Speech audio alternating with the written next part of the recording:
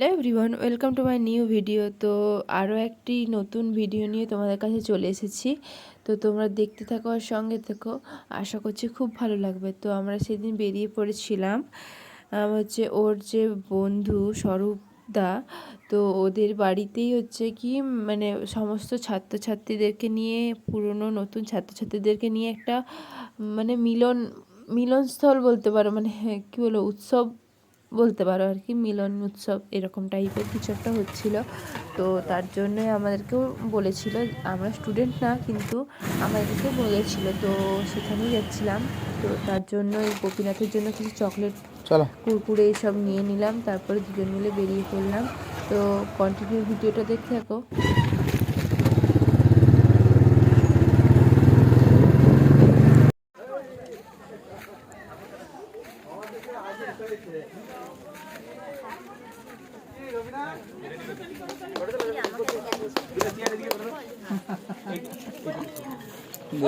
বাচ্চাকে রেখে দিয়ে গেছি, তো অনেক দেরি করেই আমরা গিয়েছিলাম, প্রায় 2টো বাজতে যাই, তখন তো প্রায় 8-10 জন চলেই গেছে খাওয়া দাওয়া করে, এরকম একটা ব্যাপার, ফাঁকা হয়ে এসেছে অনেকটাই।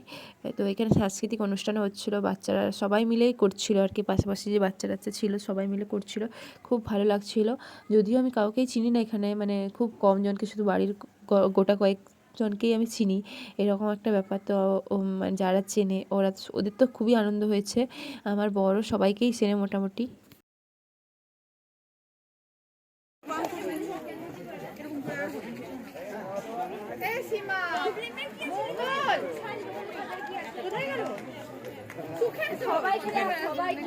সবাইকে নিয়ে রুমে যা, এক্ষুনি আমি ওদের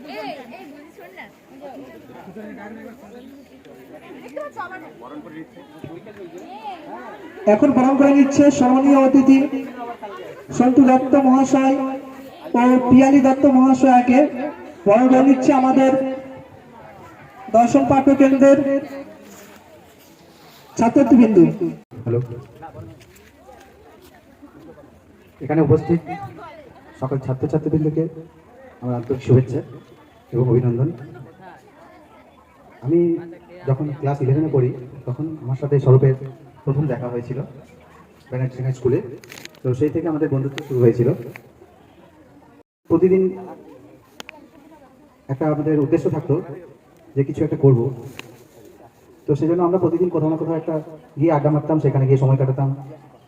ও পড়াশোনায় বরাবরই ভালো স্বরূপ, কিন্তু আমি এতটা ভালো না।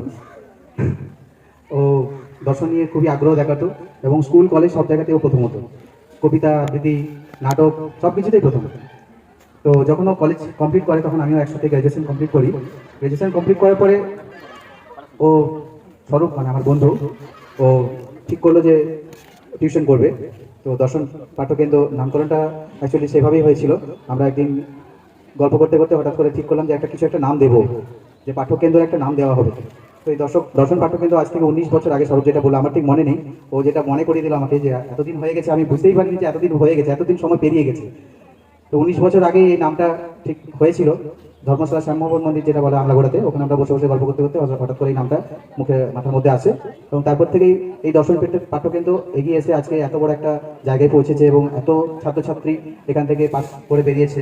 এবং আমি চাইবো যে আগামী দিন আরো অনেক উন্নতি করুক, এই দর্শন পাঠ্যকেন্দ্র চারদিকে ছড়িয়ে পড়ুক, আরো ছাত্রছাত্রী এসে এখানে পড়াশোনা করুক, তাদের ভবিষ্যৎ উজ্জ্বল হোক, এই কামনাই করবো। সবাই ভালো থাকুক।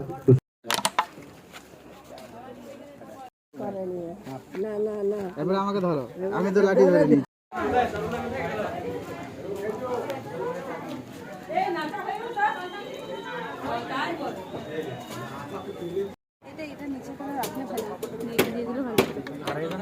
তো রয়ে গেল স্বরূপদা। কে রয়ে গেল? আমার বৌদি, ওকে তো বরণ করা হলো না। কোথায় আছে? স্বরূপদের বউ ও আচ্ছা আচ্ছা, হ্যাঁ হ্যাঁ। ছাত্রী তো। চুড়ি, এটা কি বাঁধাকপি? শেষ হয়ে গেল তাহলে।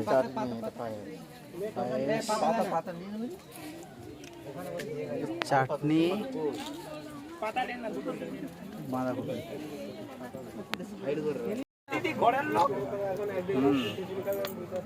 কি অতিথি দেবো ভব?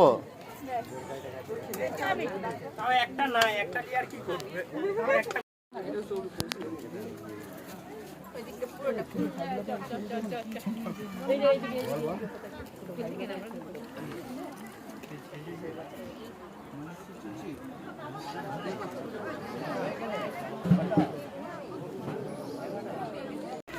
হ্যালো হ্যালো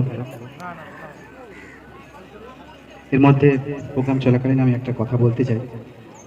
দর্শন পাঠ্য কেন্দ্রের একজন প্রাক্তন ছাত্রী উমা দাস আমাদের মধ্যেই আছেন এখন, আমাদের পাঠ্যকেন্দ্রের সাথে গভীরভাবে যুক্ত, যিনি দর্শন পাঠ্যকেন্দ্রকে ভালোবেসে আছেন এখনো।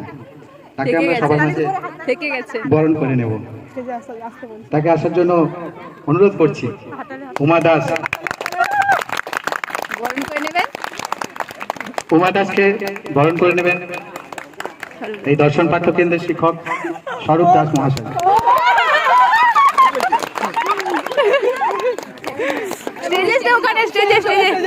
বলছে যে ওদের কি রেজিস্ট্রেশন ফিস জমা দেন তার জন্য।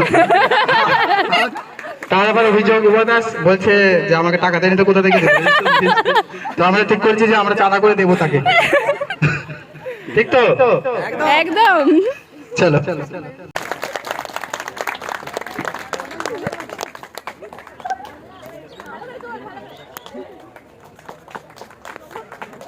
সবাই ক্যামেরা অন করে না, তুমি করো। দুলাতালি।